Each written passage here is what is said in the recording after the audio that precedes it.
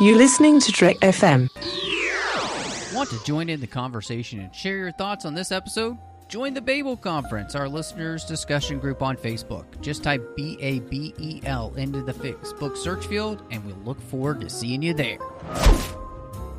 This is Steve Sansweet of Rancho Obi-Wan, and you're listening to the 602 Club.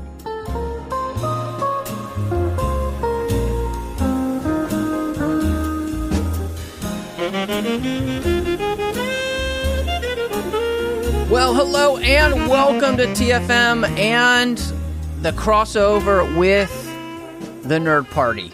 That's right. We are in the 602 Club hosting the wonderful podcast, Aggressive Negotiations, and a friend.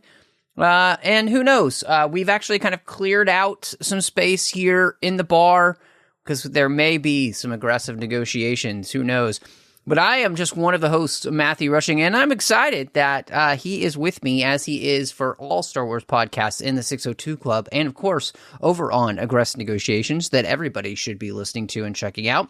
The wonderful, incomparable John Mills. Hello. I am here. Well, hello. Yes. Well, hello there. I'm pleased as punch that we're having this crossover with the 602 Club yet again, no matter how aggressive it might be. But not as happy on a sliding scale about our special guest that's joining us, Matt. I could not be more excited that K2SO has decided to join us on this episode. I mean, we got him himself.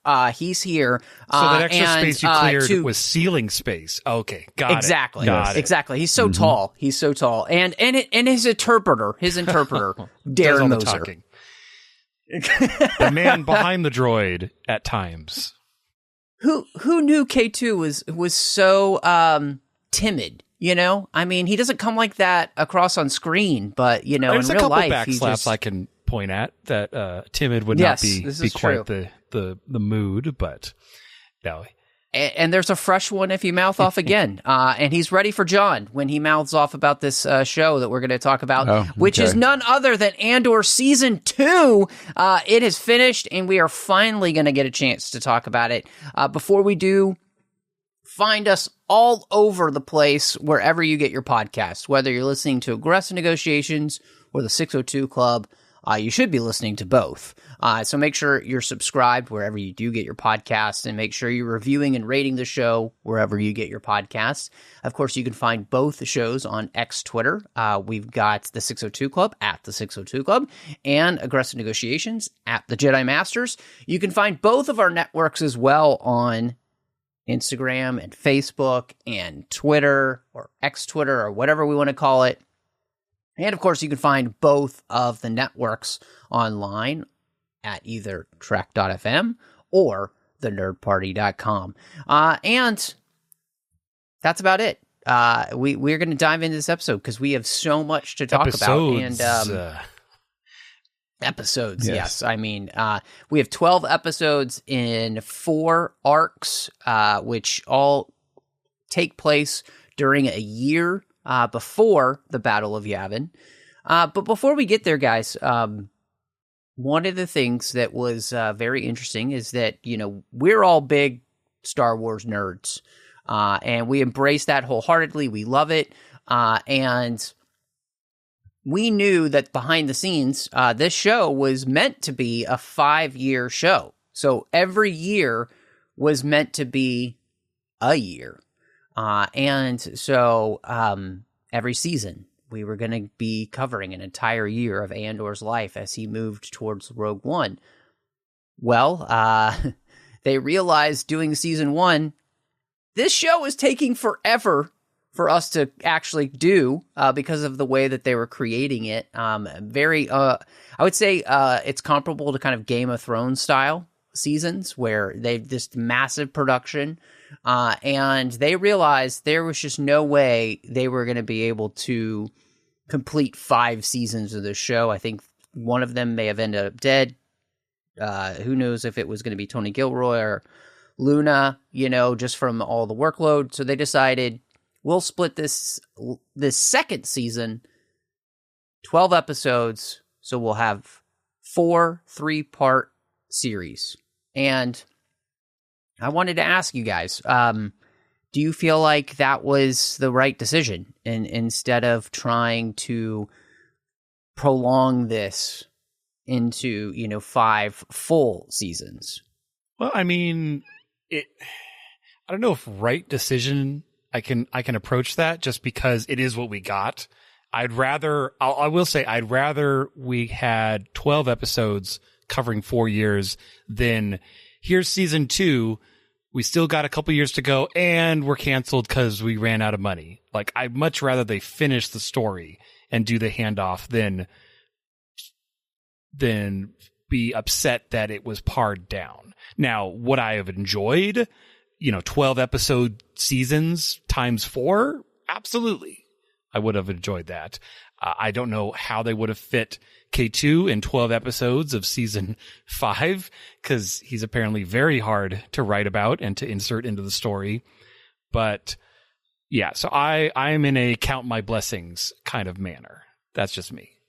That's fair enough. I think they could have managed to do it. I think that it's simply obstinate for the way any show is approached nowadays, where they're like, oh, well, we couldn't possibly do that. It's like, honestly, it drives me nuts. There's so many different ways you can break it down, and there's so many ways in history where people have put together really high quality shows in reasonable amounts of time.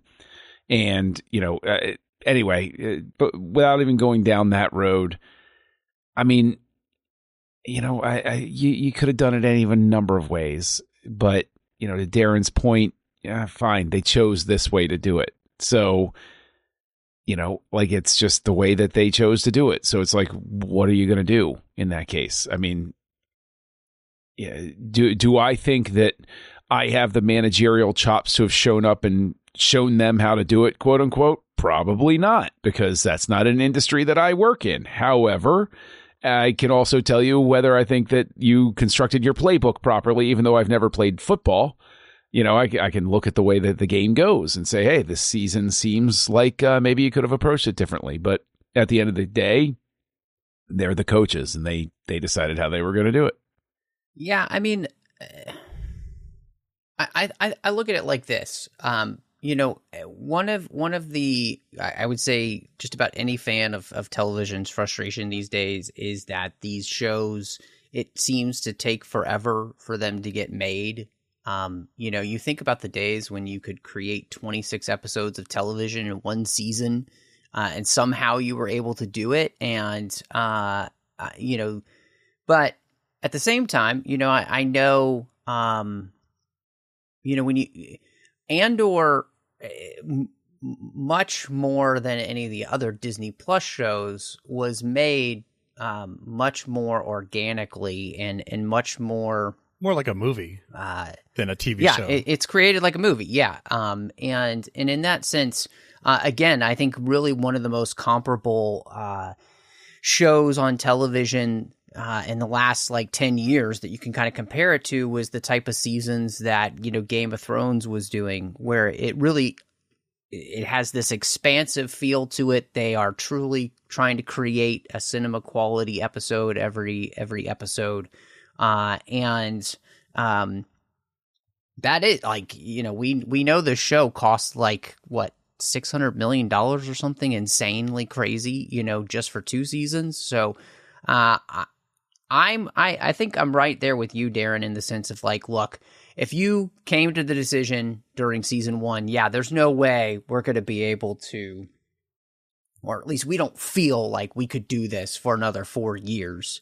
And make this work.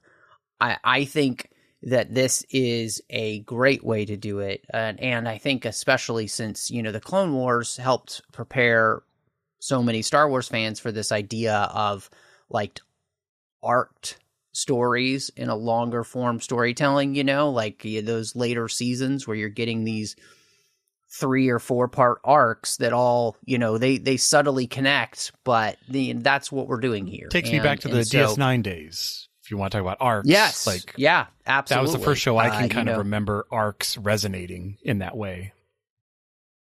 I mean, yeah, what is it? Season 6, they opened with 6 episodes all in a row, until they take back Deep Space Nine. So, no, I think you're absolutely right. And this is it was a interesting experience, and they knew still they were going to lead right into Rogue One, and so figuring out then this idea then of what it is that you have to cover, or what is you are going to cover in that year, that's going to be the most important, was really, really interesting. So, the first arc that we get is for BBY, and it has 3 episodes in it. 1 year later, Sagrona Tima, and then Harvest. And the each episode arc actually takes place. I was listening to Gilroy talk about this, and he said it takes place around 3 to 4, maybe at most 5 days at a time. And so, but they stuck pretty close to the idea that it's about 3 days span in the year. And so I wanted to just ask you, we kicked this season off, we start off really with a bang, as Andor is stealing a Imperial ship, a TIE Avenger, which to me was a really surprising way to kind of start the season. I did not expect it to start with just this, kind of massive action set piece. I mean, yeah, it starts off with that heist, and I think the heist is fine. I like the way they put it together, and that was interesting. Yeah, you get kind of a, mini version of the Aldhani heist, but it's one man on an inside job, very kind of Mission Impossible-esque, and the money is on the screen, like the giant full built TIE Avenger, all of the backgrounds and areas, like you feel it.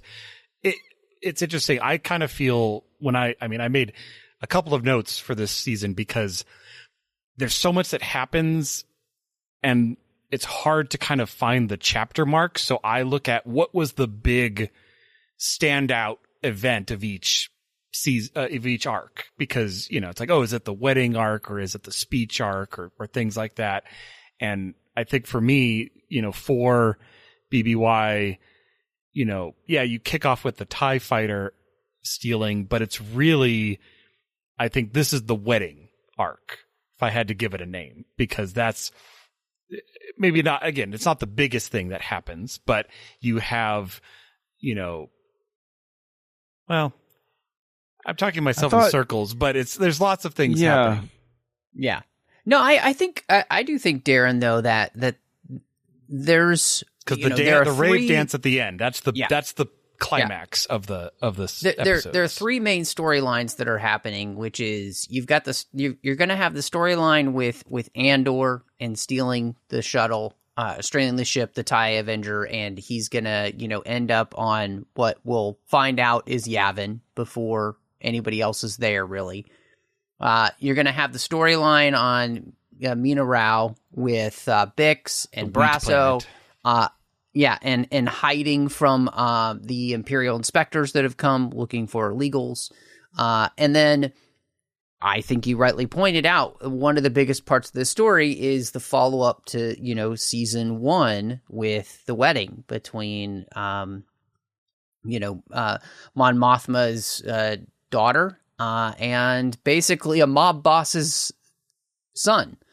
And which she has done, of course, to secure funds for the rebellion. And so those are the 3 main stories, and then interwoven within that, you get the story about the ISB being brought in to what may or may not need to happen on Gorman, which the Empire wants this calcite that's in the stratus of the planet that it needs for the lenses of the Death Star. And so we get, Orson Krennic. And with those 4 main stories, they interweave all of those, throughout the season.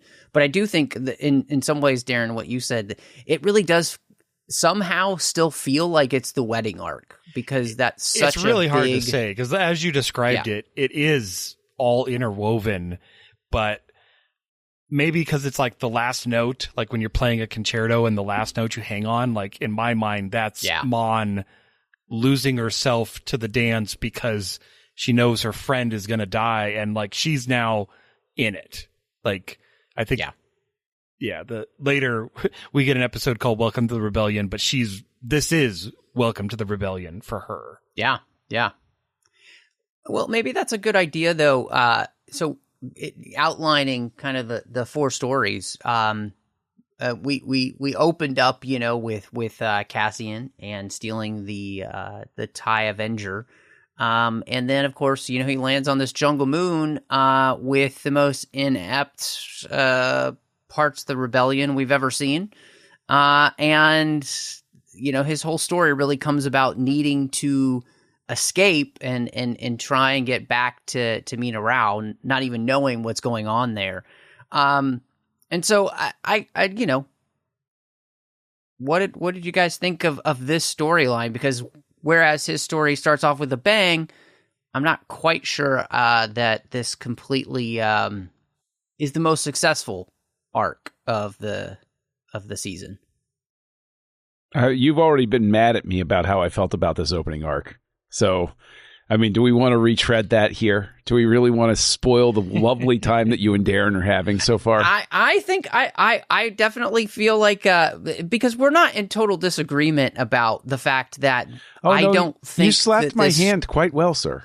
Quite well. I remember. Which is great because we were miles apart. But it was quite the trick. But I'll open it up then and say, look, I think that this is the worst part of the season, in the sense of, I don't think that I really truly understand why we need to kind of set up maybe how dysfunctional the rebellion is and the type of people it could, people could gravitate towards it, could be completely inept. But these people are so inept, it's kind of really hard for me to watch. And so I would have appreciated much more if they hadn't been such idiots.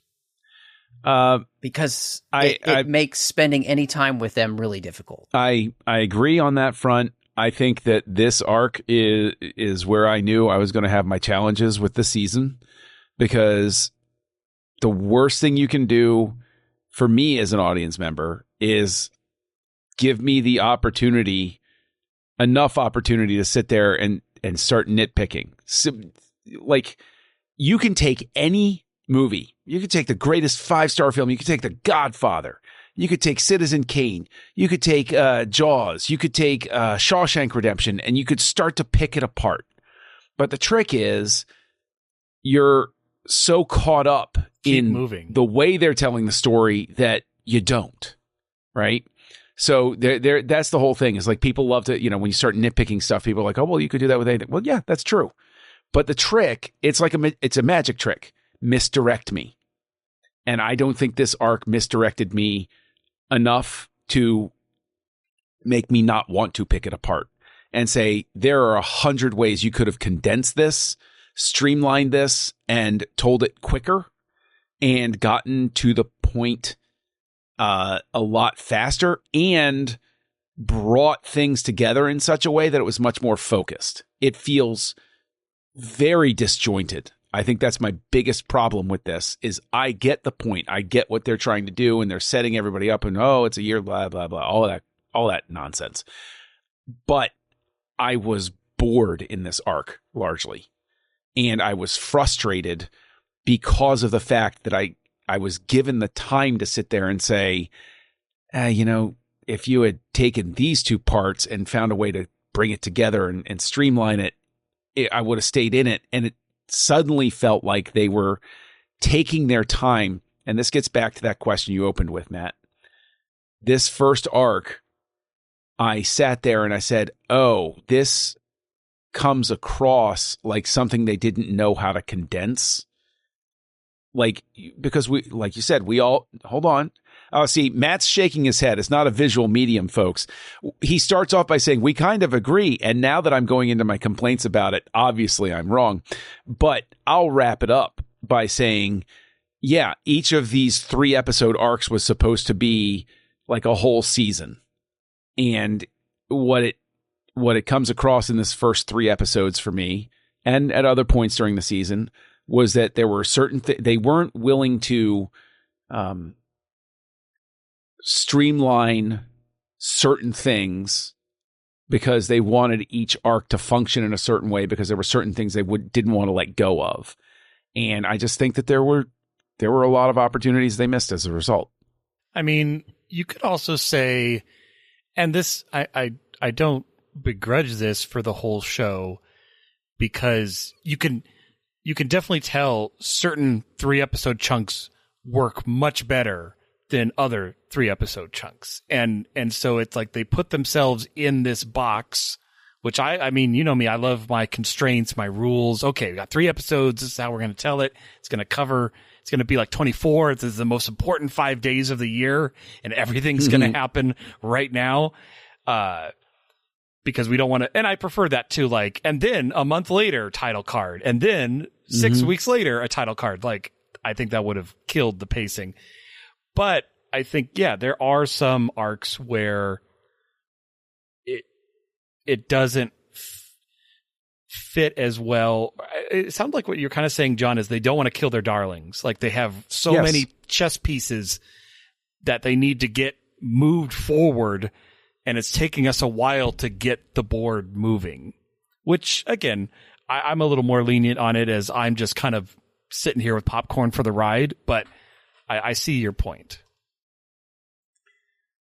Yeah, I mean, I think I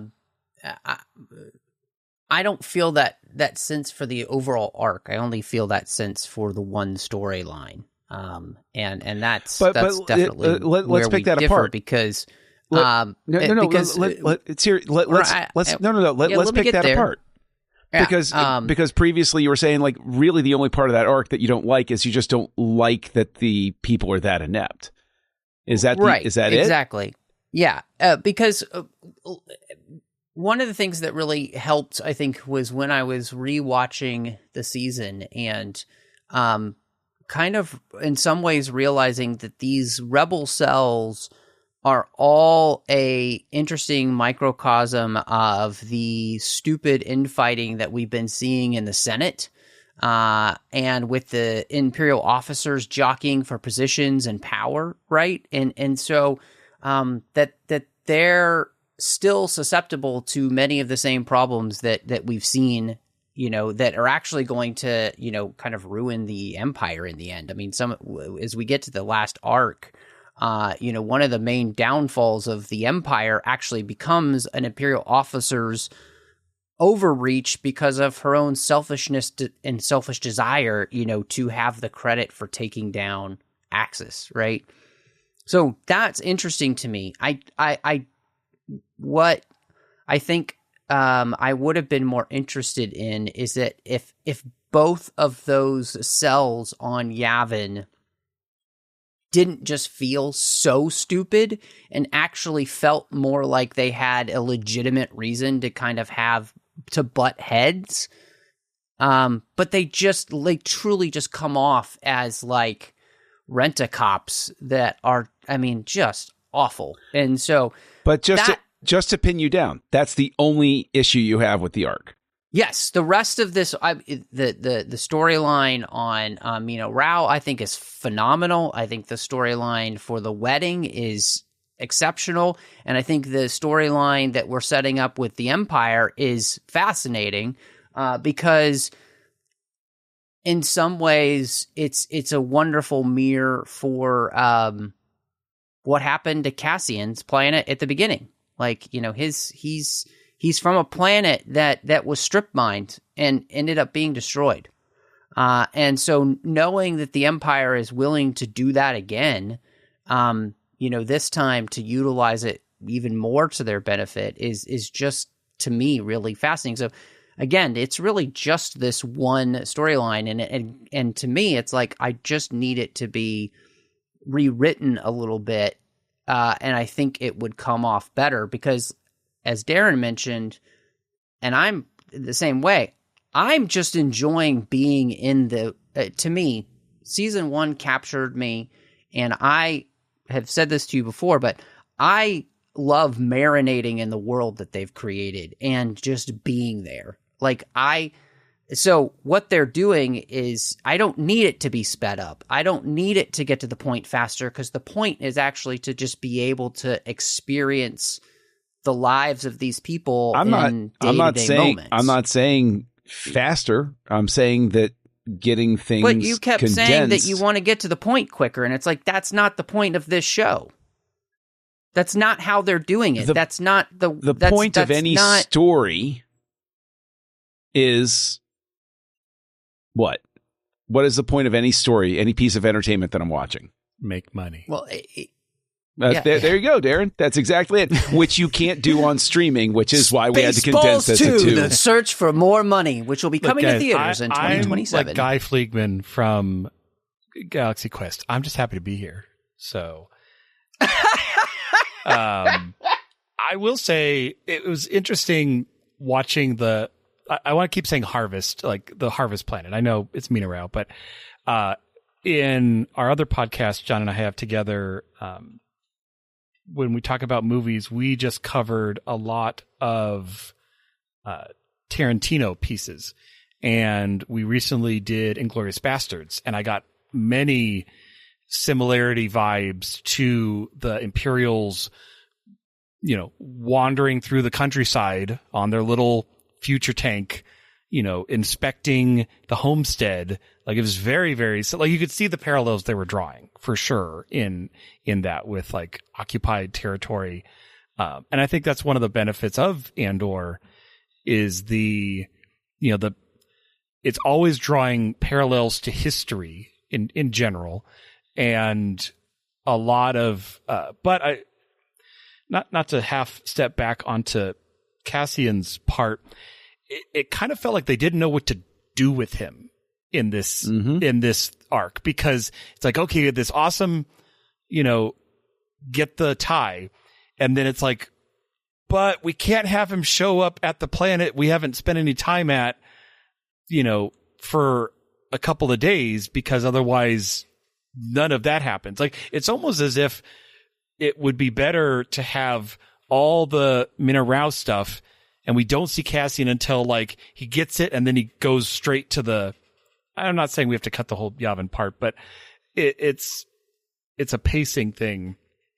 It's how do you fit him in, and it very much feels like he is purposely stuck in a corner with the brakes on, because plot wise we can't have him show up too early, or we have no threat on our other planet, which isn't the strongest of writing. But and that's exactly what I'm saying here. I think is if you can rewrite that, you can make it make more sense. You can make it feel better, and it would have even just, again, one of the ways you can do that is what you said, Darren. You could have started the season on Mina Rao and not really had Cassian show up until like the end of that first episode, and at the end of I get first why they episode didn't is actually do that. Yeah. Oh, I do too. But I mean, I'm just saying, like, what you're saying is, I think, 100% correct, and it would have been more interesting then, because then you don't feel like that thing where it's like, oh, it feels like a plot convention, and that's always a frustration when you run into that. And two, it just doesn't help, I don't think, that the people he's stuck with just feel so dumb that you're also just frustrated watching them. So, yeah, I mean, I think the first arc is also hindered. I don't know how you get around it, but it's also hindered by it's very much a groundwork arc. Like, it is introducing planets and cities and situations. It's the where have our characters been since we last saw them, unless you have the voiceover at the beginning of a Clone Wars episode, like previously on Andor, Bix Scalene was hiding from the Empire. It's, I want them to show us that, but that takes time.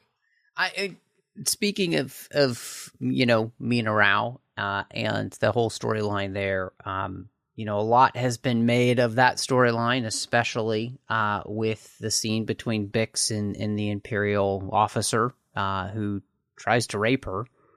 And so what did you guys think of that story and specifically this incredibly hot topic, hot button? I mean, some fans absolutely hated it and thought this didn't belong in Star Wars ever and is the worst thing that's ever been seen in Star Wars, and others, Yeah, but you could take that whole paragraph of it shouldn't be in Star Wars and apply it to almost anything. Fans will say almost anything that they hate about Star Wars. No one hates Star Wars more than Star Wars fans. It's true. The thing is, we've spent so much time on this first arc already. I know, not to fast forward. I'm thinking the same thing. I'm looking at my list and I'm like, I want to talk about this other stuff too, but it's been like 30 minutes. So, it's people are going to feel about it the way they feel about it. I think pretty much anybody's reaction to it is just going to be what their reaction is. I think the ludicrous thing is trying to shame anybody out of feeling one way or the other about it. All I know is at the end of that, I was like, well, I just recently, one of my kids, has started watching Star Wars with me. We've been working through Clone Wars. We've watched Rebels together. We went to Revenge of the Sith in the movie theater and everything. And there's just no way I can sit down and watch this with my kid. That's just not old enough to be there. Yeah. Right? Yeah. And that's fine. Okay. That doesn't mean that you don't have a right to put that in the story or anything like that. But it's just, this is a piece of Star Wars I can't share with her. Previous to that, I don't know that there's anything in the arc that would have really compelled a kid to watch it at all. The sense, especially from this first 3-episode arc, is one of the arguments that goes back and forth continually about Star Wars or any other piece of sci-fi or anything like that is, what audience is this for? Those sorts of things. I'm not coming down on either side about it, but this show out of the gate winds up feeling like that discussion that's been had about superhero movies at this point, where people feel that superhero movies should be a certain way, or they feel that it should be quote unquote broken and we have to see what we can break it down to and it's postmodern, blah, blah, blah, blah, blah. This feels very much like that Snyderverse argument where some people are going to come down hard on superheroes should be this. This is not the way superheroes should be. And then for people that it works for, they're going to say, yes, finally, we've got superhero movies that really bring that. I would simply offer, I didn't need this to know that the Empire is bad. And I understand that it personalizes it and it gives a motivation and an arc for things that happen later in the season. And it's supposed to add layers to how Cassian feels about certain things. But I didn't need it to know that the Empire was that bad. We're talking about a government that's building a moon-sized space station to eradicate entire planets at a time. I sort of am already there thinking, these are not the type of people I'm going to send Christmas cards to. Yeah. But does it work for somebody to be like, yeah, finally that's in Star? Okay. That's their opinion. I don't. But how do I know if they're evil if I don't see them kill the babies? It's like, we know. But why did I never get a shot of people on Alderaan looking up, screaming out in terror as their planet was incinerated? All we heard was Ben Kenobi talking about a vague feeling. That's not enough.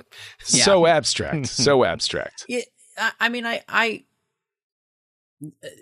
I fall on the side that I thought that this was completely appropriate for the story. I think it works for the story, and I get what you're saying, John. Where like the whole question about Star Wars and what's it for, I think of what's come out in the recent past year about the idea of Lucas's own work on his Dark Times story, his Underworld series, and talking about how it was going to be much darker and sexier and all those kind of things than anything he had ever done in Star Wars before.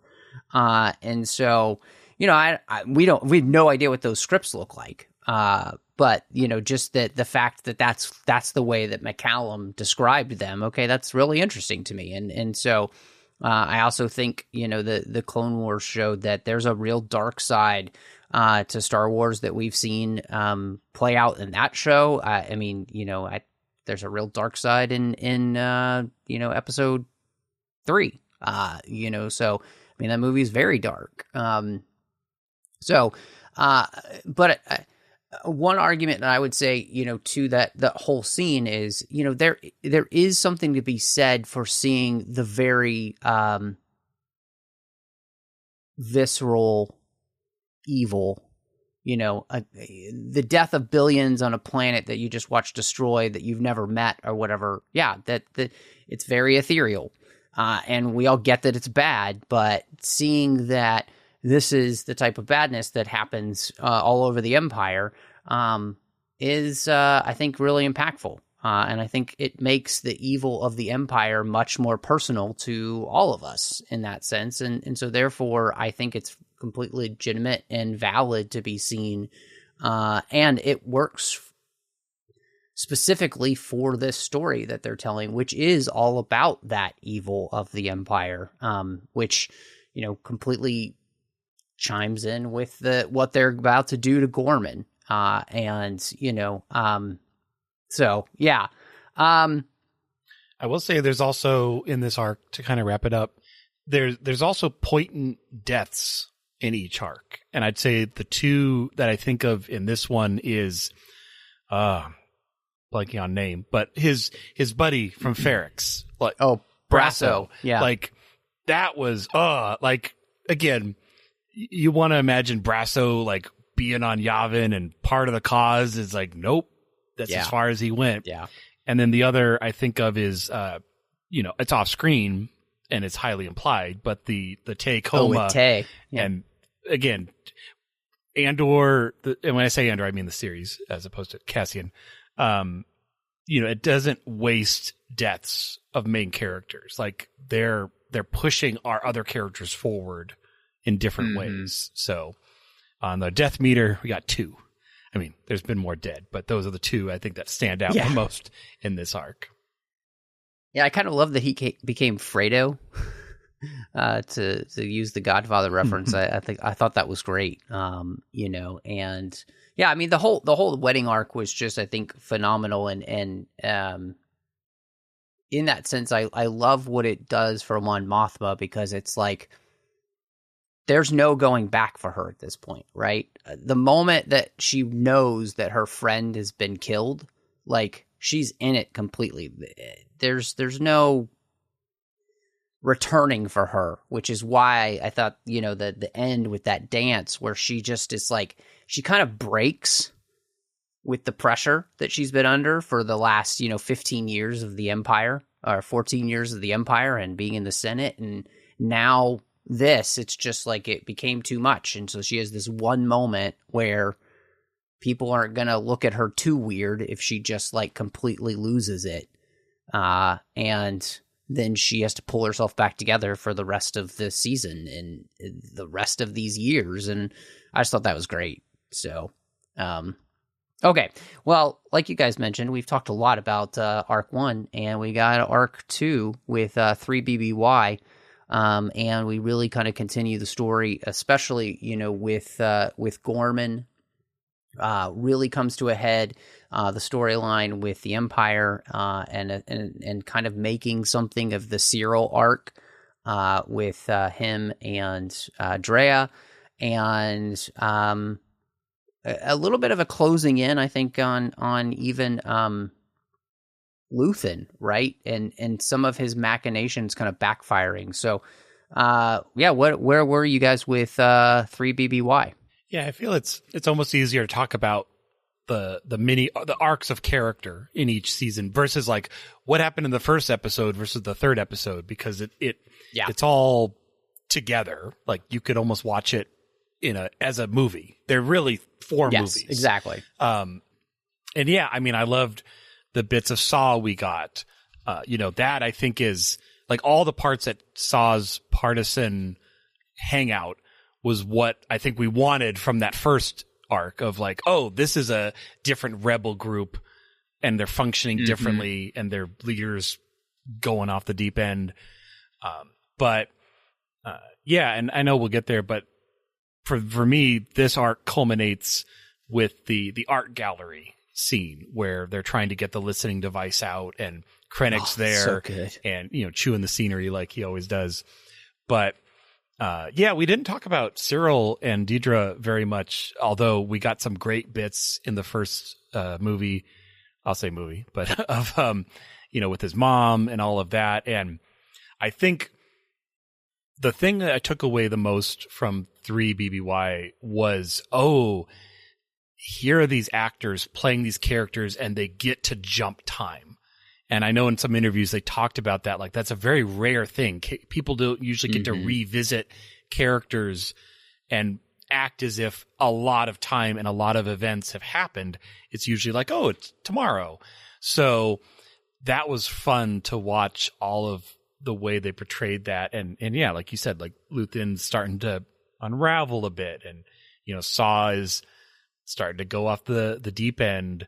But this one, you also really see Clea like step into her own. Like she is really taking the reins of Luthen's cell, I guess we'll call it.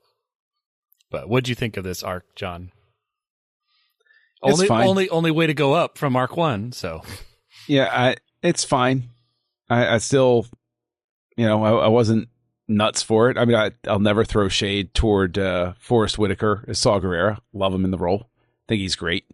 Often wished I'd had more of him because he was truly interesting. It's not like I hate the arc, but it didn't light me on fire. It's fine. That's basically how I felt about it. Yeah, I really enjoy this arc specifically because, John, you and I talked a lot about what in the world, when we did our watch through all the episodes, like the Cyril thing. This has got to go somewhere, right? And to actually see them make something of that, and what was most interesting, I think, was to watch him and Deirdre had probably the weirdest relationship ever on screen in Star Wars, and partially just her. I mean, she's truly kind of psychopathic. Forgive me for forgetting the actress's name, but she talked about this idea of she studied psychopaths and female psychopaths. She said specifically, most often don't actually do their own murders or terrible things. They actually weave other people into their web that do it for them. And so it was fascinating to watch her kind of basically do that with Cyril. So they have the world's most twisted relationship that you've ever seen, right? Like he's getting everything that he wants from her, but at the same time, she's using him the whole time, and so I thought I really appreciated that we really made something of that character, because I think it helps even the season 1 rewatch. And like you were mentioning, Darren, and John, like it's fascinating to kind of see, Saw Gerrera, who we kind of see his own descent, in many ways.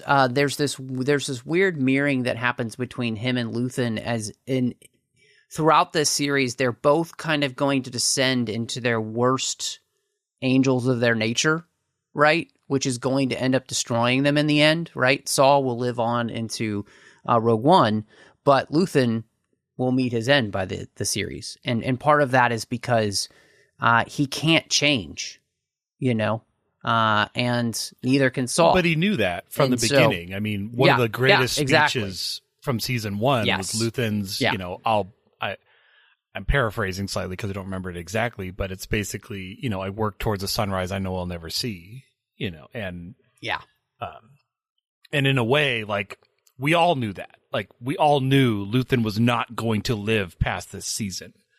It would betray his character to be like, okay, Luthen, yay, come hunker down. You're going to make it to Hoth. It's like, why? He barely would survive on Yavin. And I like how they kind of get into that, where it's like he's building and sacrificing, but even within the rebellion, there's no place for him outside of his cell on Coruscant.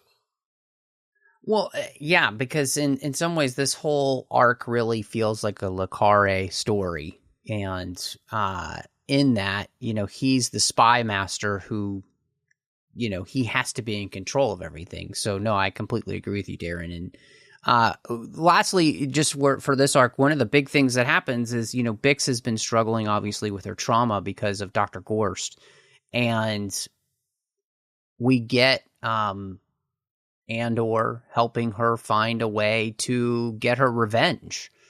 And get her revenge she does. So how did you feel about that whole idea of allowing her to basically destroy her demons, literally?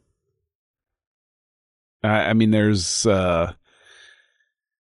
I can understand either way. I mean, the thing is, I hesitate to wade into it because I know that my takes are all wrong with this show, but I'll just venture gingerly out there and we'll push you back if we need to, John. Don't worry. No, I'm not sure the message they're trying to send at that point is largely where I go, because there's. It goes back to the whole argument of like, well, Anakin was hurt and wronged with the Tusken Raiders and what they did to his mom.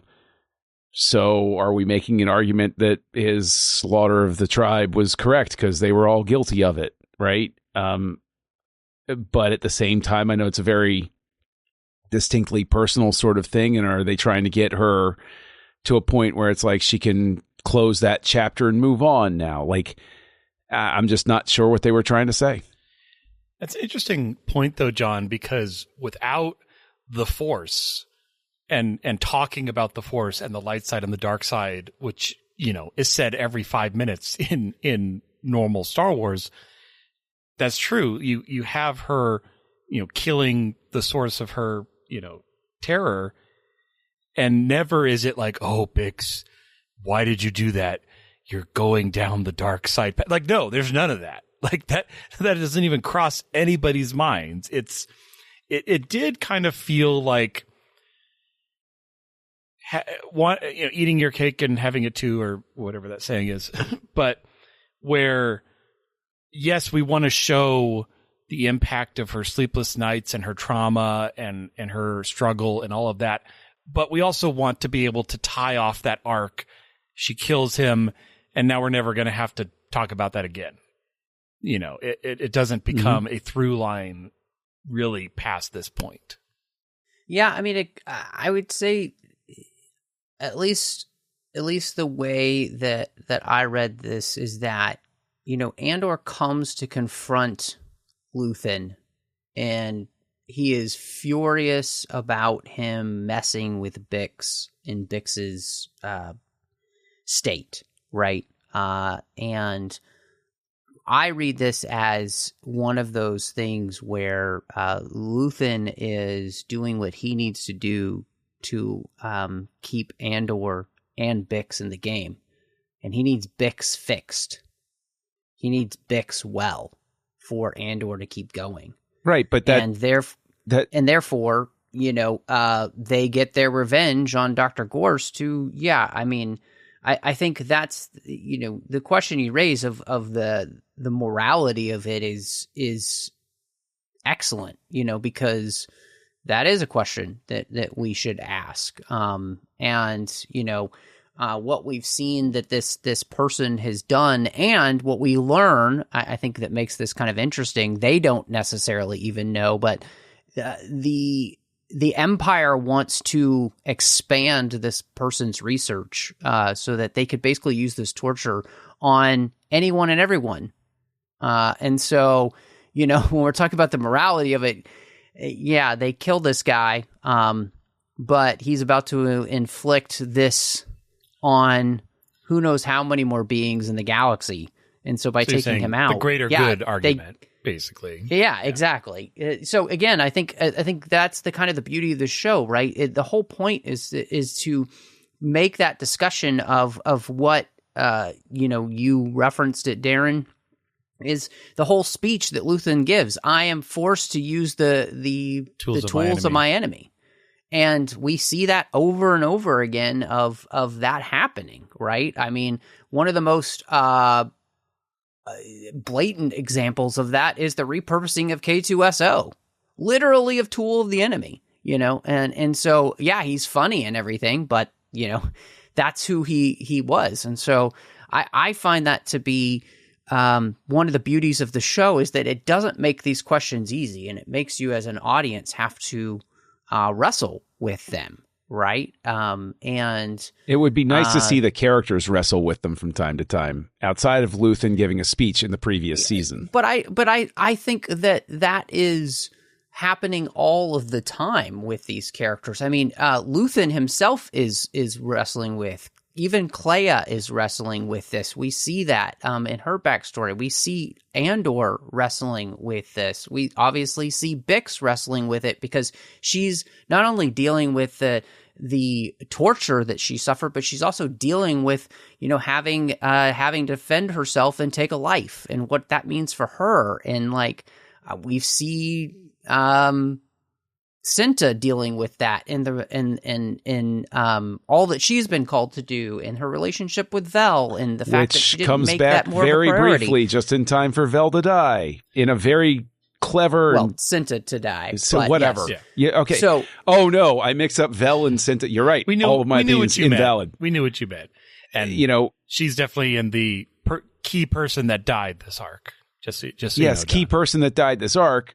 Sure, yes, absolutely. But again, the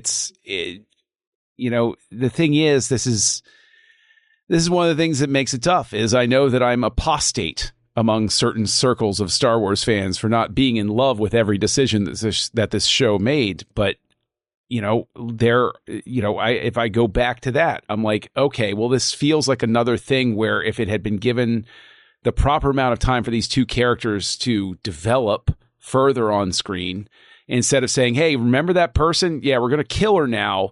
And that's going to make this one sad that you care about too. And it's like, oh, okay, well, we'll throw that one in there too. Cool.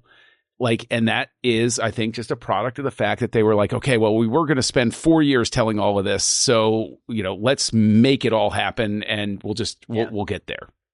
Yeah. And that's true. I think that story does suffer the most from the compression of a 12 episode year into a 3 episode. Here you go. Yeah, I mean, I think the beauty to me of this show is that it works because the actors sell it. And if it doesn't work for you, okay, I'm sorry it didn't work for you. So the next to last arc of the show, the penultimate arc, to BBY, is, I mean, I guess it could arguably be where the most action kind of happens in the season, as everything that's been building on Gorman comes to a head. We get a Les Mis moment on Gorman, basically, and we have the Javert and Jean Valjean moment. Of course, one doesn't know who the other is, and so yeah, I'm really interested to just hear about what you guys think about this one, especially since this. I mean, one might even argue that this is almost kind of the culmination of the season, and the next arc is almost like a coda that just leads us into Rogue One. Yeah, I could see that. I mean, episode 8 and 9 are like, in my opinion, one of the best 2 episodes of this season, with the Gorman massacre and then and it's like, oh my gosh, that's like that's got to be the high point. And then you have Mothma's speech and Extraction, which is just even like they just keep the train running. They had an event out here in Hollywood. I kind of feel for these actors, because for like a month and a half they've been on the Andor train, and they've got to be exhausted because they are just doing interview after interview after. I mean, they were doing a fan event, and then like 2 days later they were in Japan for Celebration. So, but they had an event, and we got to watch Welcome to the Rebellion, episode 9, you know, in a fairly large screen kind of theater setup. And man, you know how it's ending, but you're holding on to the armrests of your chair because they're just trying to get out of the Senate. The noose is closing. You know, Mothma's given her amazing speech. So yeah, I think many people would think this is the high water mark of the season. And you even get a bit of a respite at the very beginning where Bix and Cassian, it's been a year. So they've lived on Yavin for a year. They've been together. They're not on Coruscant. And so it's like, oh, things are kind of getting a little better. The rebellion's a little more cohesive. But because it's always, I have to wrap my head around the timing a bit, because it's slightly odd in how they do it, where they say 2 BBY, but this is really within that year at some point, because next week it's right at the end. It's not a year before the Battle of Yavin. It's like a week before. So this is roughly-ish a year and a half out from Yavin, or the battle. But revisiting, deconstructing the massacre scene, Cyril's death, key death. I know I got to point him out, but there's so much in these 3 episodes, especially 8 and 9, which I never thought I'd say. Episode 8 and 9 were the best part of Star Wars, but yeah. They found it. They got me. And, not even talking about the ending. I mean, I feel like I'm doing all the talking, but the very ending, we get introduced to K2, to KX units, from sitting down with Cyril to just causing the Gorman massacre as they are unleashed on the populace. And they're terrifying. They are, I mean, when I walk around with K2SO, the puppet, he's very intimidating. Like, he's 7'2". He's full size. He's huge. And, when I'm walking at a con, I don't know why people get out of the way. I don't know why. Maybe it's because they're afraid he's going to pick him up like a stormtrooper and chuck him over a railing. But for me, it was obviously, my favorite character. I was gushing over seeing him. Although it did give me slight pause, because as cool as it was seeing the KX units, like, they are committing atrocities. Like, it is, they are brutally killing people, like, with body slams. So, to not to sidebar, but after episode 8, the Gorman massacre, I'm part of the 501st Legion, and we do, stormtroopers and dressing up and all that stuff. And I have a set of stormtrooper armor. And I had a interesting sentiment after the episode where it gave me pause about wearing my stormtrooper armor again. Because of it's really interesting. of the scene. And I'm not saying like, I'm never going to wear it. I'm not saying I went to that far. But there was a time, and there's some online communities of Legion members, and other people were sharing they had that same sentiment. Not everybody. It's not like 100% of Legion, threw their armor in the trash. But a lot of us had discussions of, wow, like, it, we say we're bad guys doing good, but Yeah. I'm not saying it's drawing the parallel of like people who dress up in like Nazi paraphernalia or anything, or like it started to pull back the curtain a little bit of like, oh, these are really bad people. And I think, like I said, it was a pause, and you can still kind of focus on, Star Wars Episode 4 and always missing the mark and knocking your head on the door, and like, the comical stormtrooper that we're more used to. But it was just interesting that other people who have the costume had similar interactions. So yeah, this was a whirlwind 3 episode. What about you, John? Did you feel this was a high water mark for at least for the parts of the series? Yeah, this is the part where I got invested in the season. It was definitely in terms of storytelling, I got more interested in what was going on. And I thought that it was, pretty well put together. The Cyril resolution was interesting, with the way that he buys it. And, that sort of thing about how, he had been obsessing about this thing for years and regarded, Cassian as the architect of all his woe, and neither of them actually knew each other. That's a statement in and of itself. But, and of course, who doesn't love the Mon Mothma speech and getting her out of there, right? So, obviously that's going to be a payoff. And that's the sort of thing where, this arc feels more organically a part of what people signed up for when they heard about an Andor show. I could see that. And just think of the first 7 episodes as a slow burn. And because you have to build, you can't just start with the Gorman massacre. Like, it would not be nearly as good. Right. It wouldn't be as effective if you did, regardless of the bumps getting up there, it at least starts to come together at this point. And, like I said, like the way that they have him extract her from Coruscant is well done.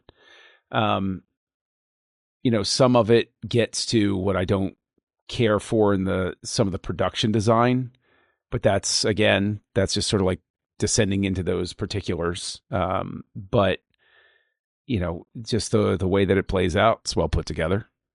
Well, and we get notable death of her driver. And it's interesting because I've heard some people say, oh, maybe he had heard the speech and he was kind of like maybe starting to turn and realize, but at that point it's like, no, sorry, you are in the box of the ISB plant and you cannot get out.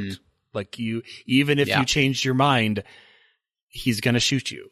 And we get the awesome, gif of Mon Mothma's reaction to him getting shot in front of her. But back to Cassian for a second, because Matt, I wanted your thoughts on, we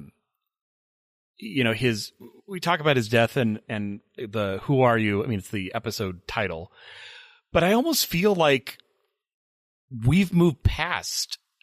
This was my view. Like, we've moved past the whole cat and mouse. Like, he doesn't talk about Cassian at all. He's on the ISB train. He's on his woman train. Like, that's the new Cyril. Like, he doesn't really care about on Cassian. His woman train. You know what I mean? Whatever you're going to call that relationship. But I think that's way more interesting. His interactions with Deidre, with choking her, with he's like losing his mind. And so it almost felt like, and then for one moment, he was season 1 Cyril again when he sees Andor and he loses it. But like only for that moment, I feel like that's actually his care.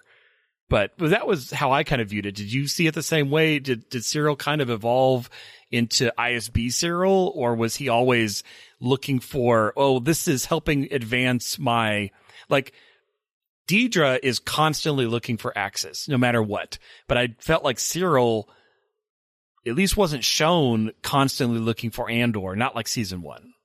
Right. No, I think You can say 100% right. I won't hold it against you. No. I think for me, the thing that happens in that moment is that there's a lot of things that kind of quickly spiral for Cyril. One, he's an idealist, right? In the sense of like he truly kind of believes in this empire. He believes in this idea that he's helping law and order. He's helping the galaxy, and at the same time, right? It's also the thing that he's using to help himself, right? And the moment that happens there is that he loses it all. The woman that he is in love with, he realizes he's been used the entire time, and he's been used to destroy these people. And what he finds is that he's being used for an atrocity in this way, right?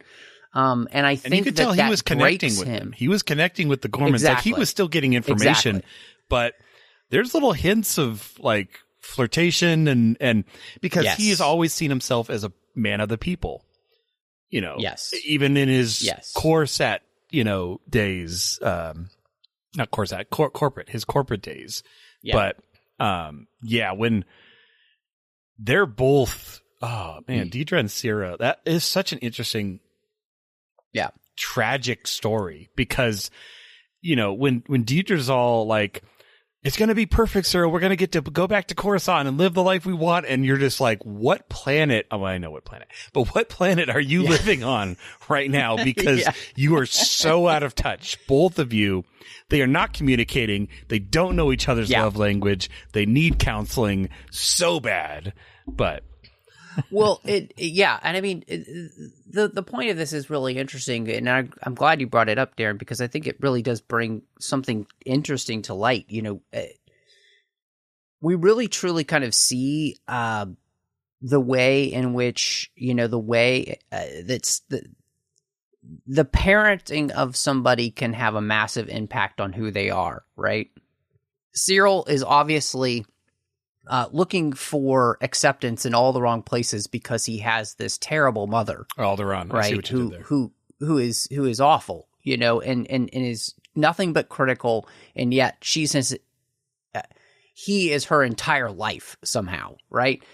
Deidre's grown up in a kindercare. Who knows exactly how all the math works there? I like to think that she was actually in a Republic facility, which turned into an Imperial facility. That's what I see. And then she just, Empire's been forever. Right. I don't get people. And then the fascinating thing is like you have this Andor character, right, who is rescued from a planet before it's destroyed, grows up with a loving father and mother, and who he turns out to be is very different than these other two characters. And so in many ways, they're strange mirrors of one another.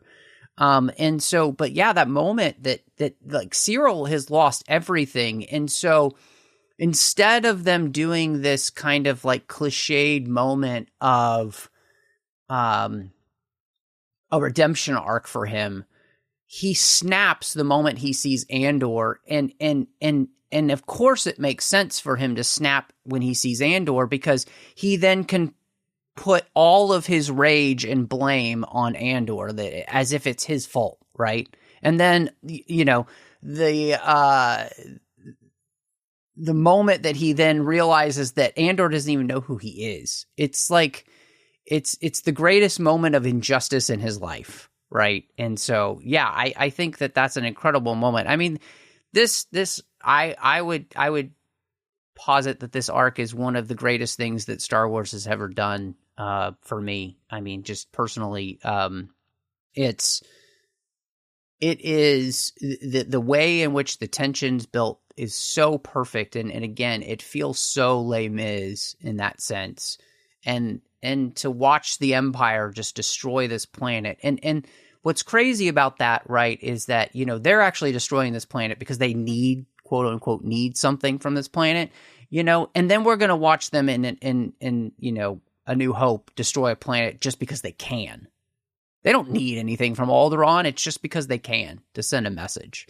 And it's like the ratcheting up of the terror of the Empire here, I think, is just incredible. And then, like you mentioned, Darren, that it leading into Mon Mothma giving that speech of all speeches. We thought Luthen's speech was the end all be all of Andor. Well, no, Mon Mothma was like, hold my beer. So many speeches in this whole show. Yeah, she's like, hold my Chandrilan drink here with the fizzy thing in it, because I got this. And yeah, the exit there is pretty phenomenal. So we have the last arc, and really the last arc boils down to the fact of Luthen getting the information from Lonnie about the Death Star, because he's tapped into Deidre's comms channel, which apparently she was also put on a signal chat that she shouldn't have been on. And then she just stayed there, but then she didn't realize that she had been piggybacked on. And Lonnie is the most unsung hero of the rebellion ever, because without him, this show doesn't happen. And so it really becomes about getting that information then to Yavin, with, Luthen dying and Clea having to finish the job. We learn about her. And then of course it's all about, leading right into Rogue One. And so final arc, what did you guys think? I mean, I know you said, and I kind of agreed that, oh man, after last chapter, this is like a coda, but geez, that first episode, that is in that episode, so much happens. Like, you have the confrontation between Deidre and Luthen. You have the whole break-in at the hospital, which is a huge sequence. You have, Luthen killing Lonnie, all sort. You have the fact that Cassian isn't even in this episode. Like, it's all about, and you get the flashback of Luthen and Kayla and their history and story, blowing up things on Naboo. Like, that episode feels like we only got 3 episodes left. Okay, well, let's put all this in. Like, they're going to use every minute they have, because it's a race towards the finish line. And then you're watching Deidre like crumple under Krennic, like the finger on the forehead scene. You get K2's glorious hallway scene, which is one of my favorites of the entire Star Wars saga, as he clears away and uses Imperial officers as riot shields. And then it leads to the Jedha Kyber Urso. Not the best title of an episode, gonna admit, but it's like, it's a temp title. We'll think of something better. And then we never did. True. But, that one, I'd say definitely that one is the coda. It's from the slow motion walking of Cassian to, him wearing the same jacket he's going to wear on the first scene of Rogue One that we see him in. Like, that is hours, if not a day, before Rogue One. Like, we are right there as we're landing I'd say plane, but we're landing the shuttle. So yeah, it's a coda, but man, you're buckling up the whole time.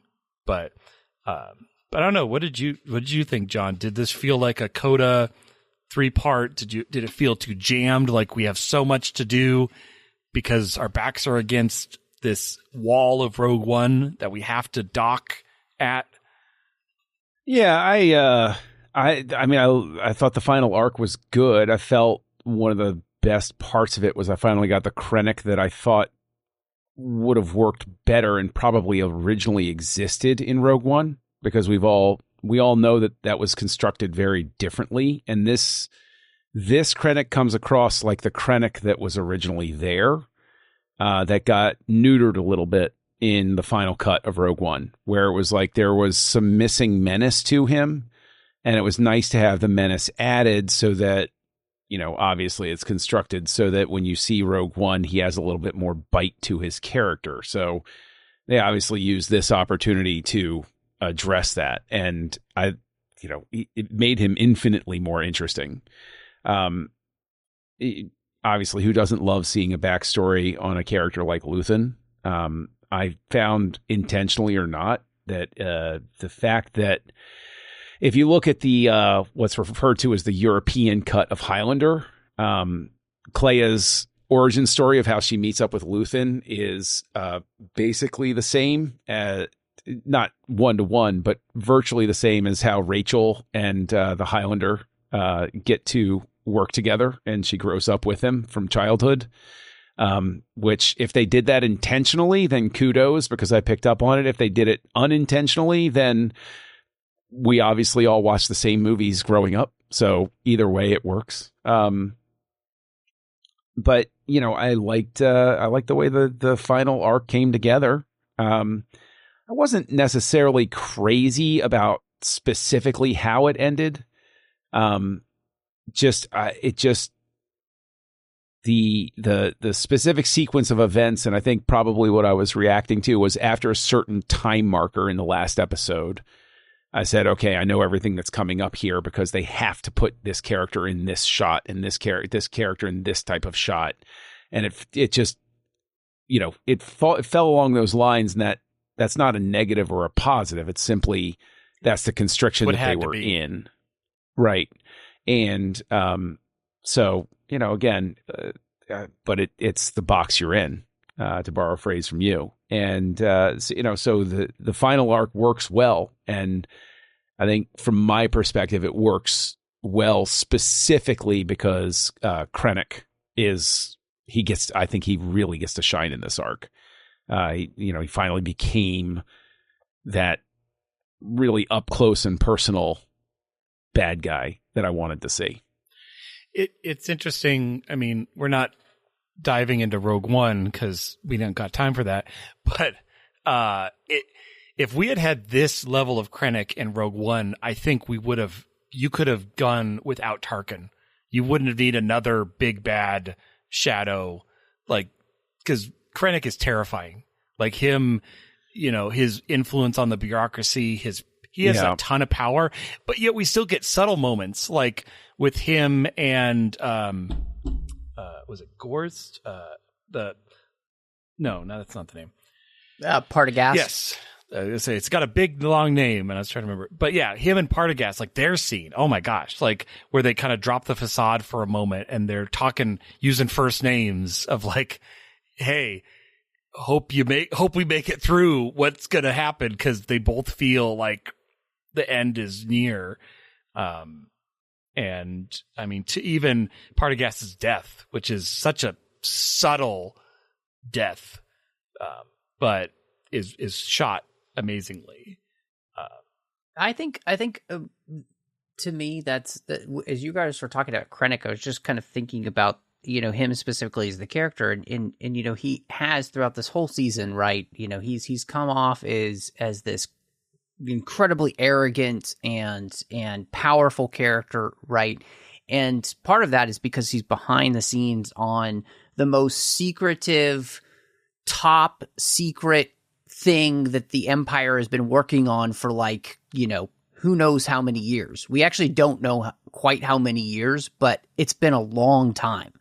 Partagast even mentions the fact that we've been able to keep this secret for this long is amazing. This is the most off the books, super top secret thing that's ever happened in the history of the galaxy. And the fact that we've, made it last this long is amazing. But I think what actually is amazing is that, yes, he can come off like this in this episode, but by the time we reach Rogue One, the cat's out of the bag. And as Qui-Gon said, there's always a bigger fish. So, yeah, Krennic looks like the big guy here, but the next guy on the totem pole that's only surpassed by Vader and the Emperor is Tarkin, right? And so it's that thing that I think actually they built in kind of perfectly to this season to help explain why Krennic doesn't get to be the character he is here, because we always thought Deidre was great too, but like she's taken down every peg because she's thrown an Arcana by the end of this. Because she's the one who takes the biggest fall. Partagast, realizes that the rebellion is inevitable and that it basically the Empire's on its last legs, even though it doesn't know it. And he's like, yeah, I'm done with this. I'd rather commit suicide than live through whatever punishment they're going to dole out.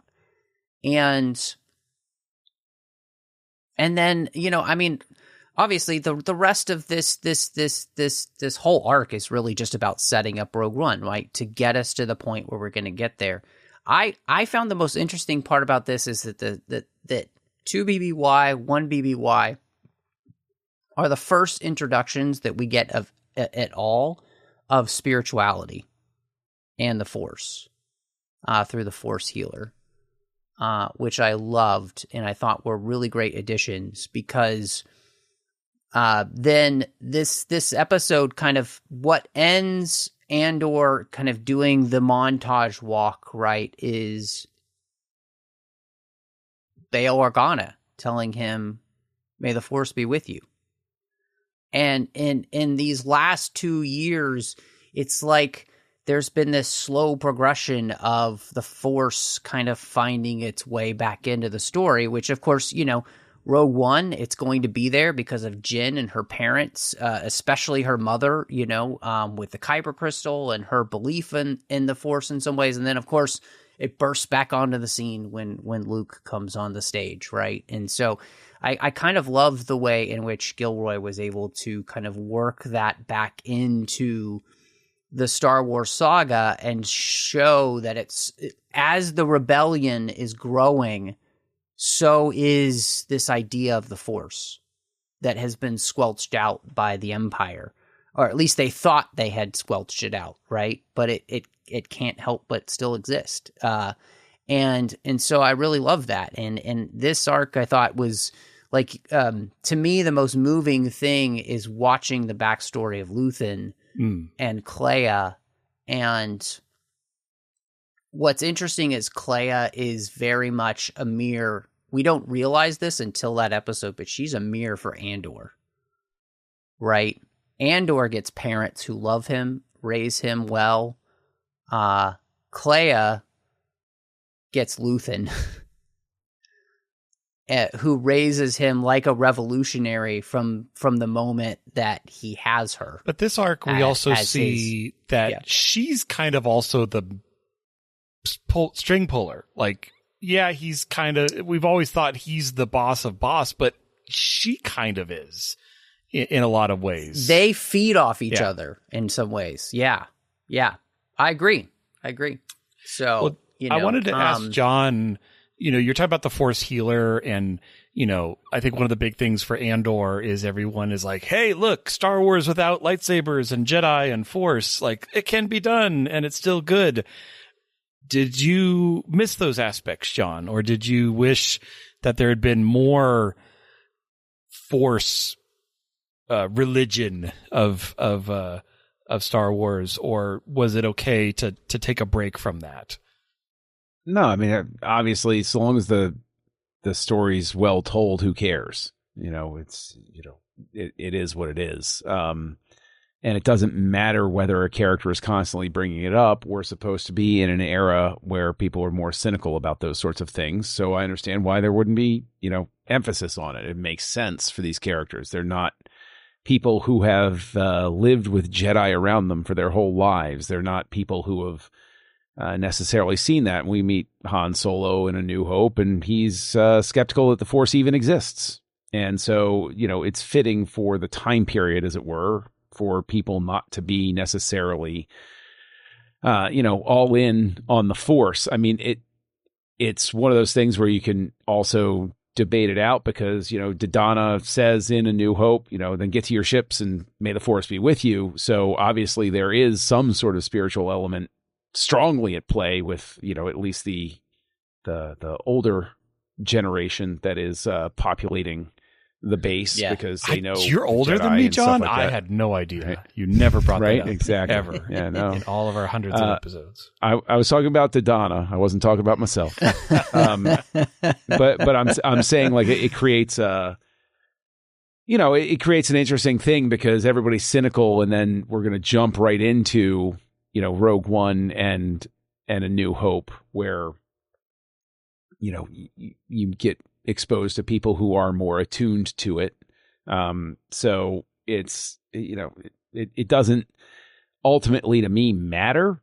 Again, so long as the story is well told and all of those sorts of things, I'll plug into it. I can say that I have spoken with somebody directly, a guy that I work with. I respect him very much, and he couldn't get into the show because in his perspective, he doesn't want to watch Star Wars without lightsabers and Jedi, because to him, that's what Star Wars is. And that's I was nice talking that does exist. You can watch Star Wars with Jedi and lightsabers. It is out there.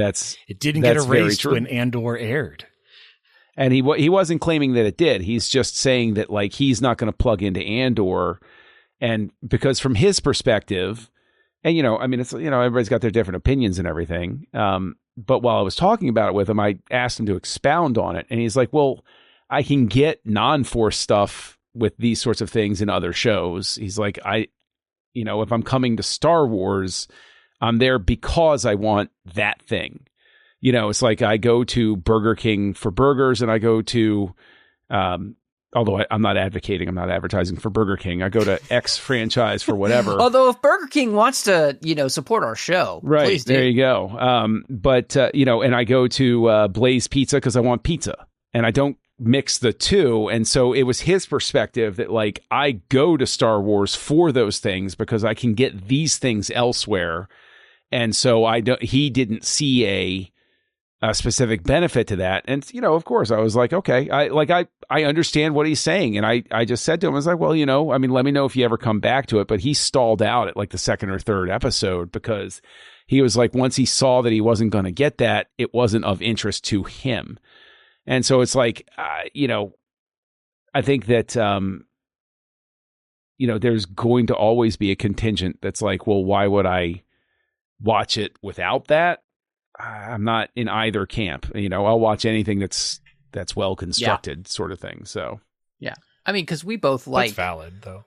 The Bad Batch, right? And there's barely any of that stuff in there. But there is, there's Gunji. I mean, and there's, there's questions of the Force and stuff like that. Sure. But I mean, but like those are like, one episode, 2-3 episodes, basically. Well, in it's the much span closer. of 3 It's seasons. much closer in the timeline to Revenge of the Sith, which is, I mean, the Jedi are open and hugely active up until that moment in time, at which point they go deeply into hiding. And so it's like,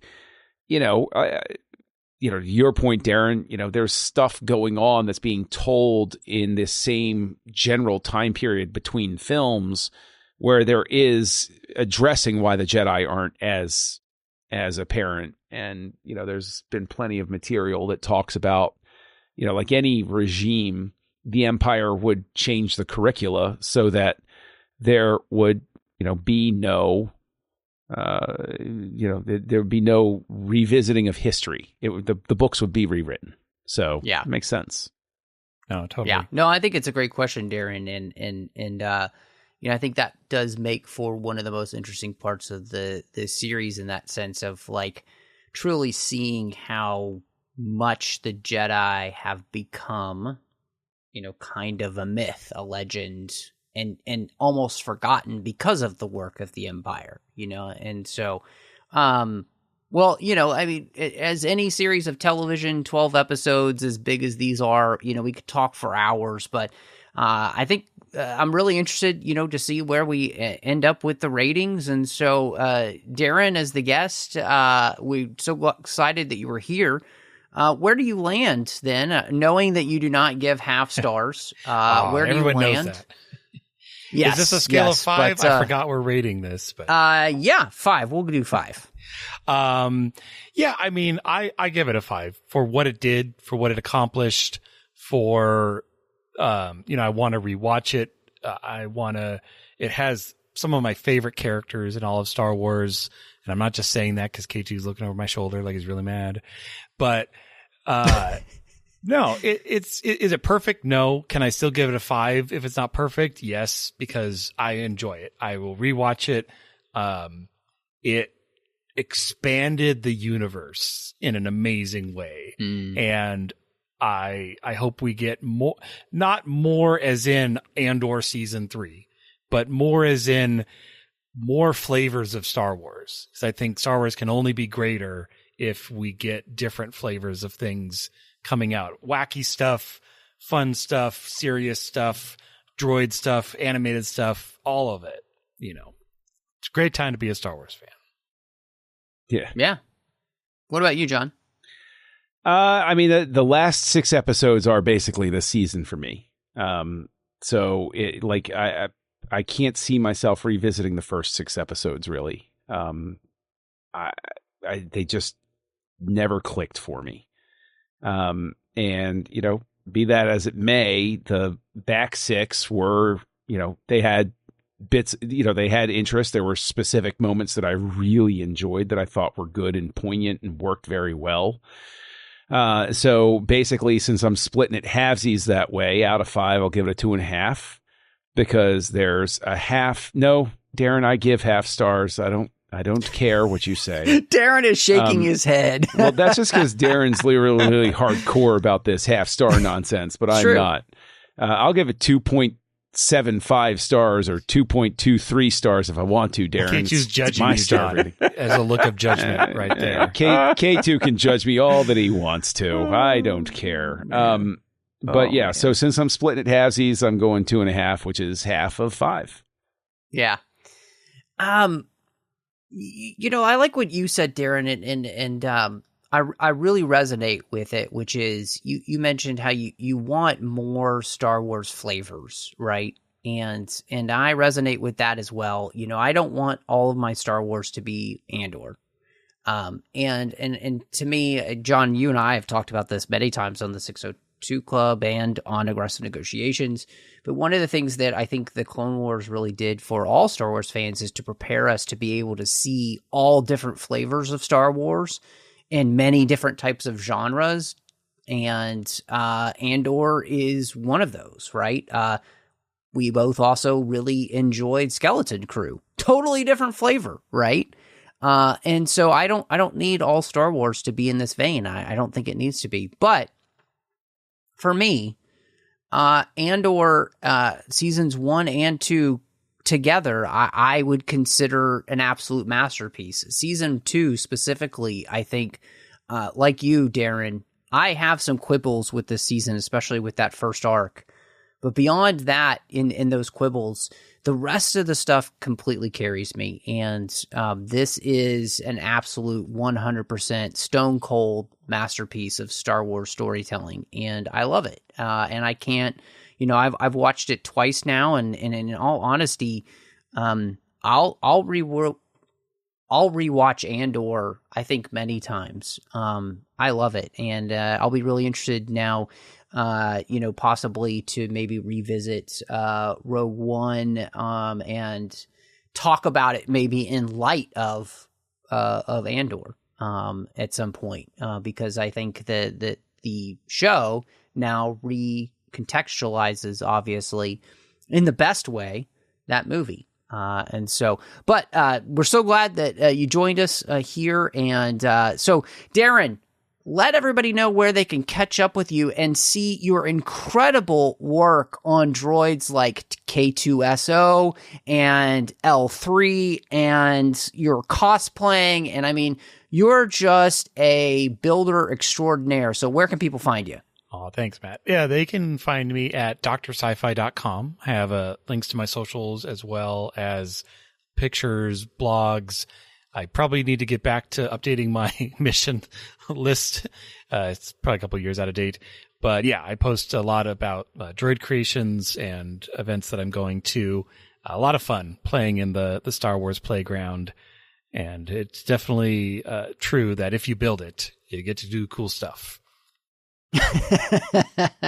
And John, where can everybody find you? Well, you can find me as Kessel Junkie out there on the social networks of your choice if you wish. And you can, of course, find me over on the Nerd Party Network, co-hosting a show with Darren called House Lights, where I get to expose him to movies he's never seen before and get his reaction to different horror flicks, his delicate self and how he processes them, and threaten to burn Tristan's car on occasion because he deserves it. And you can find me, of course, on Aggressive Negotiations on the Nerd Party, which is a Star Wars podcast that I co-host with you, Matt. Well, I got to say, people should listen to House Lights, because listening to you guys talk about movies and, the threats that go back and forth are phenomenal. It's a good thing that you guys all live thousands of miles away from each other, but it's a delightful show, so everybody should check that out. You can find me all over social media under the name Matt Rushing 02. Of course, here on the network, out of TFM, outside of the 602 Club. I've got tons of shows going on with Chris Jones as we're talking about Star Trek. And so please do check all of that out. But thank you so much for joining us. And John, I feel like I hear some chimes of the Jedi Temple. Maybe it's time for meditation. I don't know, but I think it's time to close these negotiations. Indeed. These negotiations are closed, and y'all come back now, you hear?